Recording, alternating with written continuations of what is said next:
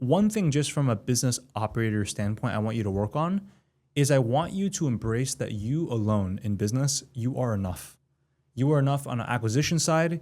You are enough when it comes to a marketing side. And you're also enough when it comes to a fulfillment side. You alone are enough and are worth it in terms of helping people get results. And I think as soon as you realize that, and then clients buy this product, you realize, holy crap, I can actually sell a $3,000 product just on my own. And then they get into the program, they actually start getting results. And then you realize, oh my gosh, me alone without other coaches, I can get clients results. You're going to just develop so much more confidence as you go. And then I don't think this is going to become as big of a mindset issue once you figure that out, right? And then that's not to say like once you do get client results and you get this to, let's say 10, 20 members, you've made your first $30,000, $60,000 from this, of course you can bring on other coaches.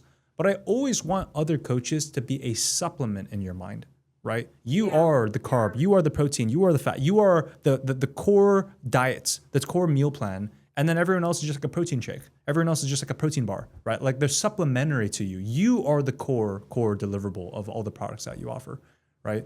And this is, by the way, also how you never allow coaches to revolt against you, or there's like which is pretty common, right? Like bad leadership. I already had to fire 3 people.